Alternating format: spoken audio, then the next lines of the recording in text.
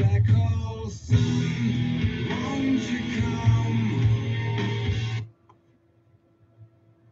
What's going on, America? This is Kevin from Kevin's Corner. I'm out here with my dogs and waiting on them to get finished doing their business. Seems like they're always on their own schedule. Come out here to sightsee. Think they're better than me. That's the problem. Walking around thinking you think you're better than me. Don't look that way. You're not better than me. Hey guys, how are you doing today? Something that was so horrific, so mind-boggling, so Check. that I could barely watch, but yet I couldn't turn away. I watched a woman get beat up by a man for like 3 minutes straight, and nobody did nothing. Nobody stopped it. There was no social justice warriors coming out of nowhere. There was no feminists, no Me Too movement. And I'm thinking, where are they? Where's all the Democrats? Where is all of the social justice warriors that are constantly walking around looking for victims? Because you know how they are. They're like, what? Is that a victim? Is somebody offended? All right. Okay, I'm just checking. Yeah, so constantly looking for reasons to what I'm going to and I'm demo thinking, myself, why in this didn't anybody say video anything about this?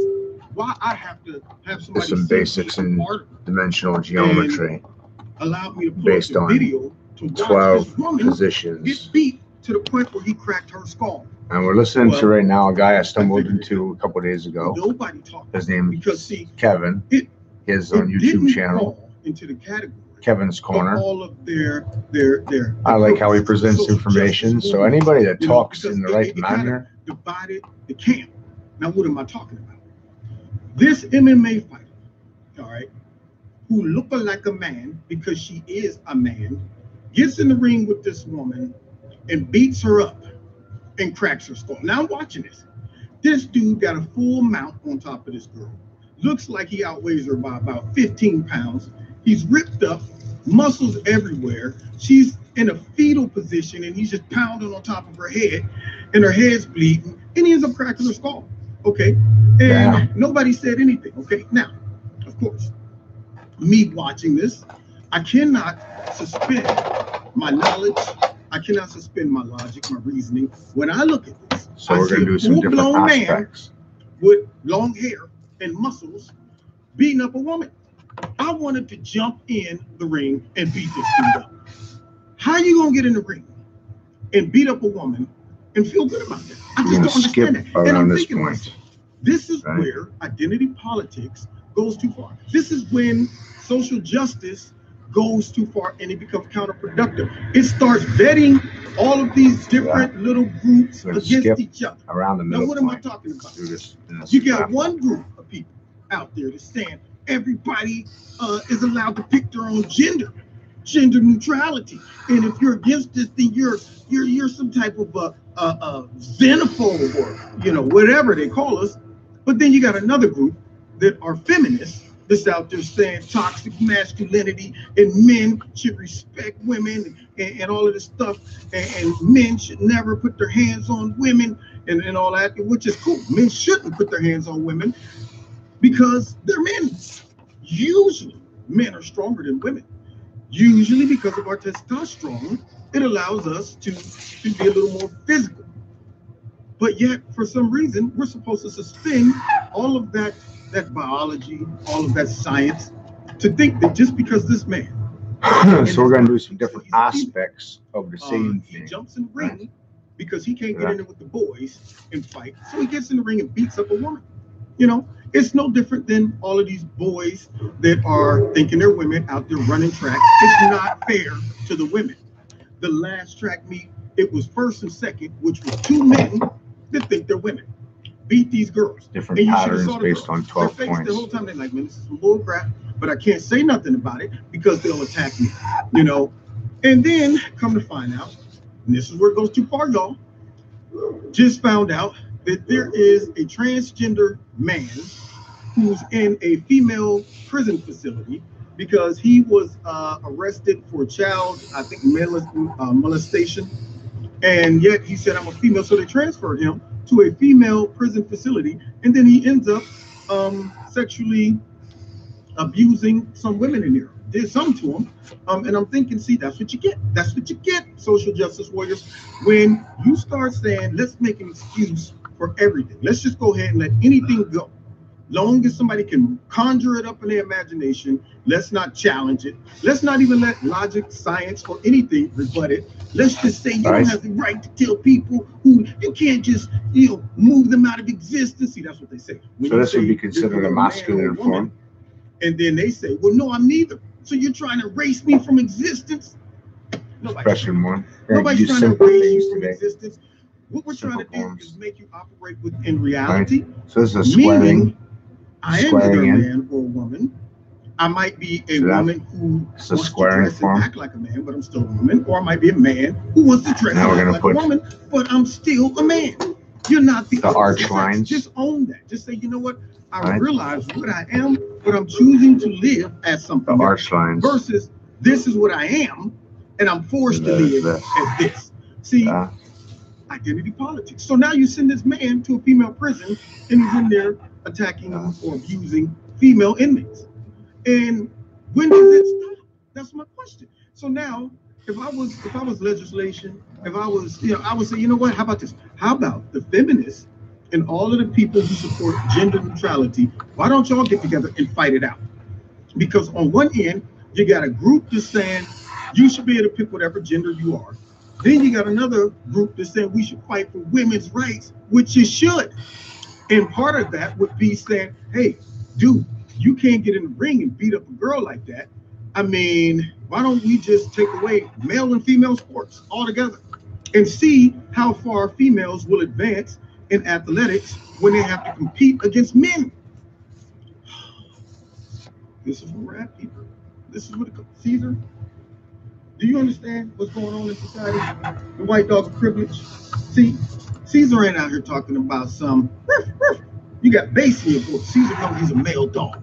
Okay, this is ridiculous. Why every other species recognizes the difference between male and female, and in humans, which is supposed to be the smartest on the planet, we seem to no longer know. We got 47 lawful legal definitions for male and female. Long time ago, for real. For real. Somebody said, "Do you think that the insurance company should pay for gender reassignment?" And a psychiatrist said, "No, not at all." And the lady was like, "What? Hi, Monday. Don't you think that's a little bit harsh?" And he says, "No." So this is a squaring pattern for some type of, dysphoria or mental disability because they, in their mind, are believing something that is not reality. He said it would be no different than somebody who the squaring anorexic happens. And in their mind, they're fat, but in reality, they're not. You don't treat them by saying, "Yeah, you need to lose a little bit more weight." Let me encourage you. Sticking your finger down your throat and throwing up. Let me encourage you going on a crash diet. No, you don't do that. You say, you know what, you look fine, but in your mind, you think you're fat. It's no difference than a person who says, you know what, when I look in the mirror, I see a female, but all of my anatomy says that I'm a man. So why would you treat somebody by saying, well, let me give you a gender reassignment? So that new guy that I found a couple days ago that we're listening to right now, he's on YouTube. Whatever gender you are. But yet his name's Kevin. To live your life as a different Kevin's Corner would not combat. He has good experience. Wouldn't combat. He talks to people right. It wouldn't force. Sorry, sharing people's information that you speak from the right angle. So that's the masculine form. We don't know the difference that results inside the circle. Flip the coin. Because squaring is an option. Something out of the sky. Ridiculous. So there we have it. Now we got men beating up women legally. Okay, because people want to be social justice warriors and they won't say nothing. Which is, do that in the streets. All of a sudden, I can't believe this man just beat up a woman. Swearing. But yet, because you want to justify gender neutrality and let him get in the ring and beat somebody up, because on the inside he feels like a female. Ridiculous. He needs to be like men and watch him drop to the bottom of the barrel. Yeah, wouldn't even be the top 2,000 or 3,000. Anyway, God bless you. Find me on Facebook. All right. Find me on Twitter. Check me out Wednesday nights in Quadra Angling Radio Blog Talk Show. I'm also going to go live on Angling YouTube, in, because when you draw in, you're tuning in. So that's the masculine. That's for. Oh, I'm going to give a shout out. Extreme Tees, y'all. Bam. How you like that right there?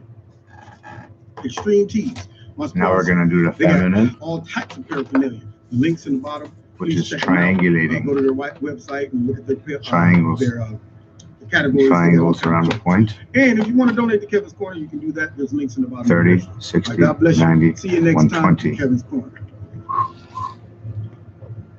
So this pitch is 120. What's going on, America? This is Kevin from Kevin's Corner. Right there.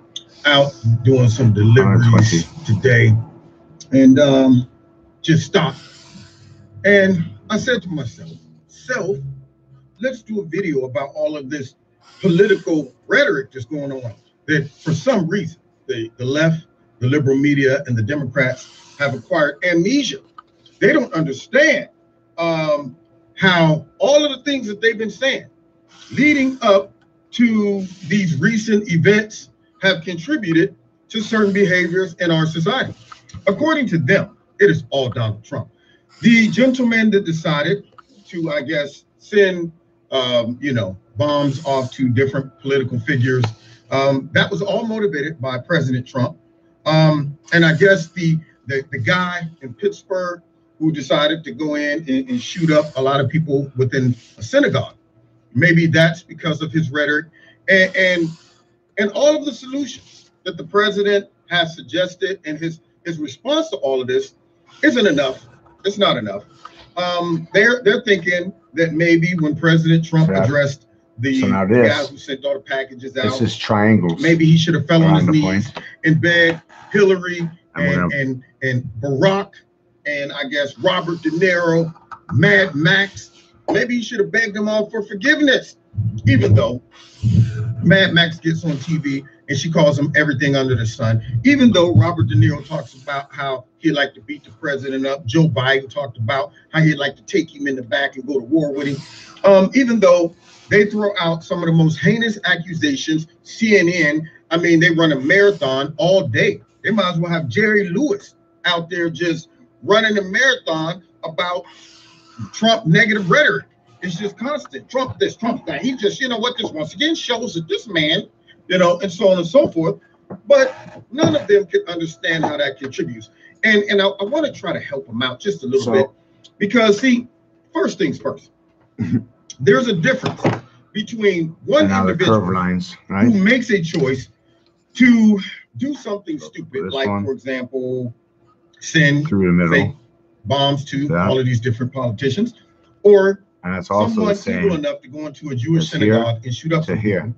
And then people try to find out and justify why it happens to run. Why? What was the motivation? Whatever happened to just that person's crazy, mentally disturbed? Because at the end of the day, you have to be mentally disturbed to do something like that, right? Okay. But remember, you're talking about one individual every blue moon that might do something like this. But when you have large groups of people that are doing things like Antifa does, when you have large groups of people who are coming up to Capitol Hill, scratching on doors, forming mobs, going to restaurants, things like that. When you start seeing things like that, you can't say that all of those people are crazy. See, you might have a sporadic crazy person, but when you have a whole lump sum of those people, where are they all getting this information from? Did you personally go out and track down all these crazy people and say, let's get them together and make them go up and try to break into the Supreme Court?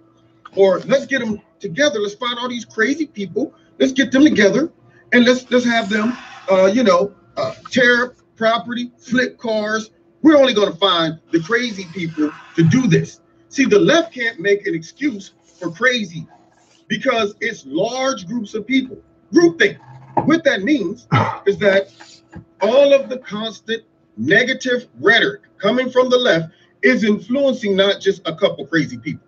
It is influencing a large amount of so-called sane people on the left to where they all get together in big groups and say, we have the right to demonstrate our anger in this way because we've been listening to Nancy Pelosi, Mad Max, all the comedians at nighttime. We've been listening to all the Democrats, all the pundits on CNN, MSNBC. We've been listening to all of them tell us how the man in the White House wants to take away the Constitution, all of our civil liberties. He wants to destroy. It's not the man in the White House that wants to do it. He's only the spokesperson for the guys who want to do it. He's Mussolini. He's all of these things. We've been listening to that for the last 2 years, but they haven't contributed to the rhetoric, of course, because when you turn on CNN, they're the victims. When you turn on MSNBC, they're talking about we're victims because he's always out there talking about that the news is the enemy of the people. And he doesn't say that. The fake news is the enemy of the people. But yet now they're saying we're victims. So guess what? I think it could be that this was a diabolical plan, or at least capitalizing off of these latest events. The media has said, how can we shut the mouth of our critic? Because see, up until this point, we've been the ones who's really been fueling all of this. So this is the feminine aspect. We projected on this is feminine. Right, and we say it's because of them. They're all racist and hate everybody else, but not us. When you're constantly telling us that them over there are racist and they hate everybody. Well, when you're doing that, guess what? The innocent people in the middle who can't tell what you're doing, they think they must be. We got to stop this racism. That's what we got to do. So it would behoove them to take advantage of these things and say things like, oh, well, when Trump now rebuttals and says, well, the media has been dividing this country all since I've gotten to the White House, when he does that, now he's blaming the victim. So I guess now the media said, we're now the victim. They had the nerve to even switch this up. Trump said, right. So there's a squaring action. Squaring could have possibly been stopped if someone in there had a weapon. I saw on the news this morning. Donald Trump is blaming the victims. I'm going, how is that blaming the victim by proposing 90 that degrees. It could have been stopped? He didn't say if y'all would have had somebody in there, this would have 90 degree happened. pitch. He's giving a potential option and solution to the problem, or an alternative to how things have been going. And if they maybe change it up, it could be prevented either then or even in the future. But he ain't blaming anyone, okay? But yet the media, they twist stuff like that, and all of a sudden, he's victim blaming. And yet they talking about they're the victims. We got a bomb sent to us. I just find it strange that all of the people that takes a beating from Trump after giving it to Trump all received a package, and now they're saying, well, because we received this package, it's your fault, and you can't say anything bad about us anymore, okay? Wouldn't that be convenient for them to be able to just have free reign to throw punches at somebody who can't punch back? See, everybody in the gym is sweet on the heavy bag. They like, yeah, you like that? Yeah, get some. Speed bag, all of that stuff. But Mike Tyson said it like this: everybody has a plan until you get hit. That's true. So CNN, MSNBC, the Democrats, they all got a plan, and they weren't ready for Donald Trump because their usual rhetoric, manipulation, gaslighting, all of that stuff doesn't work with him, because he exposes it and he hits them back. And they're like, whoa, I wasn't expecting now their farm is gone. They ain't out there doing all of this. They out there like, straight windmill cat. Yeah, they show that they can't fight against somebody who hits back. So what they want to do is tie his arms behind his back and just land blows, talking about, yeah, look at us, we sweet. You're not sweet. You're not sweet. In the words of Michael Jackson, you ain't bad. You ain't nothing. Nothing. When somebody hits back and they having a fit and they go, whoa, you ain't supposed to punch back. And this whole counter to all of the stuff that they've been doing, and the counter to Trump exposing it, is to simply say, well, if you say bad things about us now, then you're contributing to all of the stuff that's happening to us. When the people on the left in large droves, not isolated incidents, individuals who are crazy, you don't see hundreds of conservatives going around to restaurants, coming up to Capitol Hill, scratching on doors, flipping cars, blocking traffic, going on campuses, not allowing speakers to come and speak. You don't see that. So when it comes down to this whole idea that it's Trump that's responsible for this, no, crazy is responsible for those individuals, but rhetoric is responsible for the large amounts of people who are becoming angry mobs and demonstrating violence on the left. But they're not responsible, right? I doubt it. Think about that, y'all.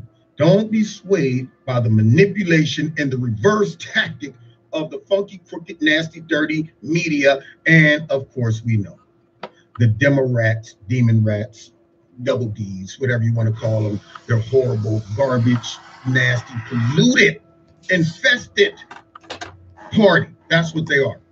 Let's vote them out. We got a couple more days, y'all. Go get them. Go get them. I'm telling you. Dun, dun, dun, dun, dun, dun, dun, dun, dun, dun, dun, dun. Yeah. Anyway, God bless you. Find me on Facebook. Find me on Twitter. Check me out. Wednesday nights at 7:30. Also, check this out. Extreme Tees sent me a polo, y'all. They diversify. I like this one right here. I could wear it to work too. He's pretty funny. See, I ain't he was like sharing his feed. His name's Kevin. Kevin's Corner on YouTube. Try to give people a voice. This is that look where it's like, you know what? Just what's trending in my inbox right now. I want to be me. Tucker Carlson, the problem with the Republican Party. Trump and the racism in it. Just give us all a little perspective. Here, there, everywhere. I don't tell people how to feel. Joining me today is the host today is a demo art. Carlson tonight on Fox News. Now a New York Times best-selling author with his new book, Ship of Fools. Tucker Carlson, welcome to the Rubin. Hey, Dave. I am glad to have you here, my friend. I'm glad to be here. I love this. This is a 180-degree pitch flower. More impressed because I work in television, so I know what this is, and it's just the coolest thing I've seen in a long time. Are you jealous? Are you joking? Yes, I'm jealous. You have millions and millions of viewers. I drive across. You have a massive staff. But I don't triangulation, have the control you have, which is wonderful. Yeah. Control. All right. So speaking of control, I have only one goal for the next hour, which is to some point say something so ludicrous that what's next action? Face. Where circling. Do that. Where did the face come from? It's totally organic. The memes that come out of that totally face. Organic. The funny thing is that's just my face at rest, which is golden retriever-like. Yeah. I'm a mouth breather. And when I first started this show, I got complaints about it internally, and the idea was it's too embarrassing to look like a moron. But I can't stop. I can't help myself. So I'm not a super self-aware person. I'm not a mirror user, for example, because if you work in TV and you become really self-conscious, it destroys you. Yeah. And makes you insecure. So I just am trained after 20 years not to think about the way I look. And I didn't even know that I look like a moron when I'm listening, but I do. And I'm not changing. Well, I know you're not BSing, because even just now when you were in the green room and my girl was putting makeup on you, you sat there for literally 2 seconds. You were like, don't do anything. You didn't even look at the mirror. You were looking at me. And you can go crazy, as you know, in TV. If you start to think about how other people perceive you, you just drown in Lake Me, you know, and I don't want that. All right, so I'm glad to have you here for a couple reasons. We're going to get into the book, and obviously we're kind of simpatico on what I think are the big issues of the day related to free speech and all that stuff. But I will be totally honest with you. Years ago, when I first saw you on Crossfire on CNN, I was not a fan. You weren't alone in that. I thought, here's this bow tie wearing guy who's seemingly kind of smug and whatever. And I was a lefty at the time, so we were really polar opposites politically. Yeah. But everything has shifted enough that we are kind of allies now, and I actually think that's kind of cool. So before we do anything else, tell me about little Tucker Carlson. People know about Tucker Carlson that eviscerates socialists all day. What was I like as a kid? Yeah. Well, I grew up here in Southern California, and we lived in Studio City. And I think I've always been the same, anti-authoritarian, for the individual against the group. I hate bullies. I hate being bullied more than anything. And so I found myself, and I've always been this way, in a scenario where everyone is forced to sort of nod in bovine agreement about something, my instinct is always to be the one guy who's like, no. And so I haven't changed at all. The particulars of my political beliefs have changed because America has changed so dramatically. I'm 49, so in the last 40 years, it's become a different country. And a lot of the things that I thought would work haven't worked.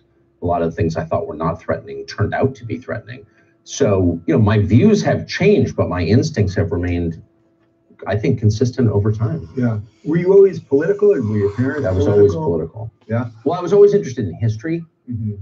And my father was a non-conformist, I would say. I mean, that's an understatement. And his baseline position was just because everybody says it doesn't mean it's true. And the answers to the way people are found in history, because the one immutable fact of history is human nature. Like, it literally does not change. And you see consistent themes over time. And so if you want to understand what's happening, look backward, and you will, I mean, just pretty conventional stuff, but now it sounds kind of radical. But basically, my main influence was my dad. I grew up with my dad and my brother. And again, his view was, you know, just because all the chin tuggers are saying it does not prove it. Yeah. Does that seem like a pretty obvious through line to your success right now? Because it's like every day there is some other groupthink, lunacy that it's like these people then go on your show, and I always think it's hilarious because it's like, do they know what they're getting into? You know what I mean? It's like, well, yeah, they think they're going to beat you, and well, but they don't actually have the same goals for the debate that I do. So I'm linear and literal and old-fashioned, and I go into it, you know, believing that I can win the person over with superior reasoning, or, you know, larger and more compelling fact set, or whatever. They're coming to this believing they've already won because they have superior virtue. So they're having a theological conversation. I'm having a political debate, and so there you are, folks. Yeah, that's interesting. A theological conversation. A couple people have mentioned on the show. My friend Peter Boghossian, who's a philosopher and the Center Lines founder, he calls this sort of new leftism a secular religion. Of course. Do you view that? Look, I'm an Episcopalian, so I know what happened, because the Episcopal Church was the church of America's ruling class. Our national cathedral is an Episcopal church. So our culture was rooted in mainline Protestantism. And this was a Protestant country. And our rulers, whether they were like literally Protestant or not, internalized the values of that faith. And then within like a 20-year period, the faith evaporated. The Episcopal Church barely exists anymore. And certainly as a national force, it's irrelevant. But that didn't eliminate the religious impulse within people, which is inherent. It's innate. We're born that way. We worship something in the end, whether, you know, it doesn't need to be God. And so they've transferred that religious impulse to the political sphere. They're making the same arguments that 19th century Protestants made, especially the Calvinists. Like, I am saved. Like, I know this. That's my baseline assumption. I'm one of God's elect. You are not. If you go into any conversation like that, nothing will be resolved because it's already been decided. Yeah. Well, it's good versus evil. Like, exactly. That's exactly what it is. Yeah.